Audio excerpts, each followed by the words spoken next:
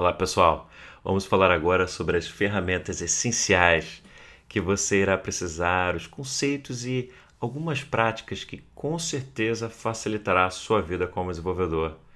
Começando pelo Xcode versão número 5, nós vamos ao site da Apple para conhecer um pouco mais sobre essa ferramenta principal que você utilizará para criar os aplicativos com as tecnologias da Apple. Com ele você vai criar seus projetos, escrever o seu código, criar a interface do usuário, testar o aplicativo, rodar no simulador e solucionar erros que venham a aparecer ao longo do caminho. Tudo muito bem organizado e estruturado na tela.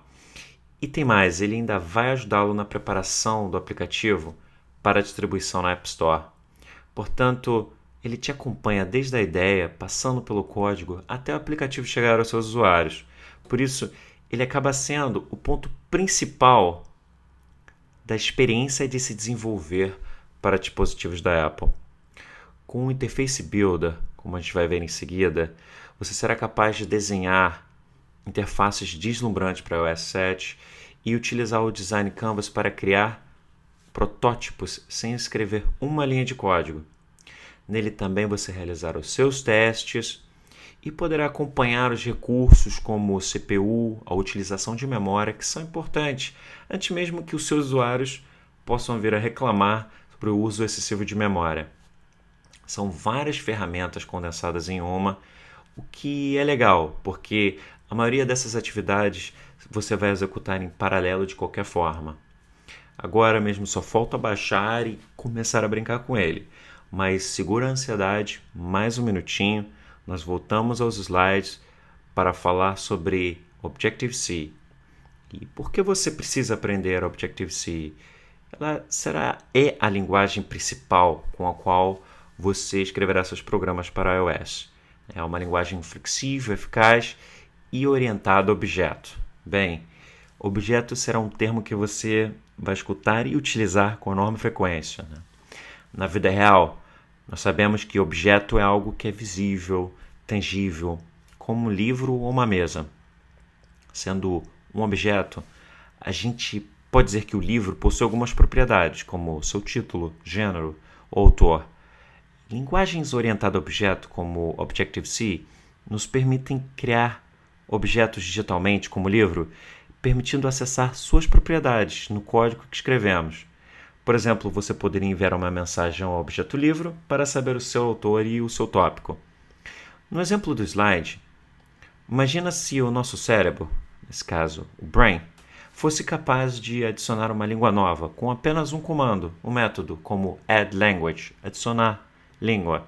Então, precisando aprender Objective-C, você no futuro simplesmente adicionaria essa língua ao cérebro sem precisar passar por todo o treinamento e exposição necessário para dominar a língua. Seria ótimo, não é? Então, dessa mesma forma, é no desenvolvimento de apps. Quando você trabalhar com os recursos específicos de hardware do iPhone, como o acelerômetro, a bússola, o microfone, a câmera, funcionará da mesma forma. Você observou que existe uma sintaxe ali a ser respeitada, convenções, 2 pontos, o ponto e vírgula. Mas sem pânico, não se preocupe com isso agora. Nós vamos abordar com mais calma a sintaxe de Objective-C ao longo do curso. Próximo ponto, frameworks. Frameworks eles agrupam uma funcionalidade em comum, que lhe auxiliam a solucionar problemas em uma área bem específica. São recursos similares agrupados juntos. Vamos diretamente falar de alguns exemplos. O UIKit, ele fornece as ferramentas básicas que você irá precisar para implementar a sua interface gráfica. Através dele, você vai ter acesso aos botões, aos controles da interface, que são característicos do iOS. Mudando de área, com o Core Audio, você pode adicionar ao seu aplicativo tecnologia profissional de processamento e gravação de áudio. Usando o Core Animation, você pode criar experiências que são memoráveis com gráficos, com animações em 2 ou em 3 dimensões. E para fechar, se você precisar obter e monitorar a localização do seu dispositivo, você vai usar o Core Location.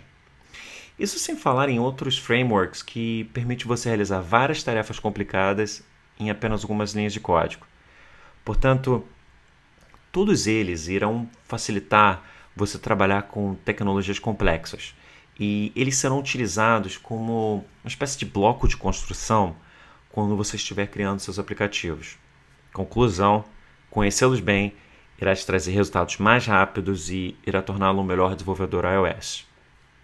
Passando para o penúltimo ponto, MVC, ele é uma abreviação para Modelo Visão Controlador. E todos nós temos uma técnica para organizar os nossos pensamentos, na verdade.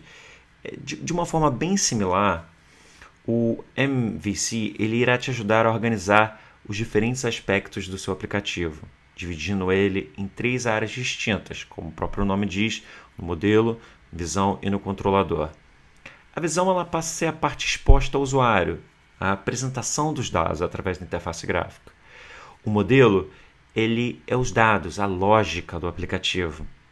E o controlador vem para mediar a comunicação que parte do usuário para o aplicativo e o modelo. O que fica bem definido nessa estratégia é a interação entre essas áreas. O MVC ele vai nos dizer como essas áreas interagem entre si.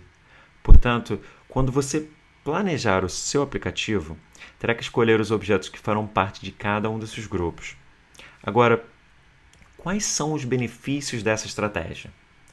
Primeiro, será mais fácil reutilizar código para a construção de um novo aplicativo.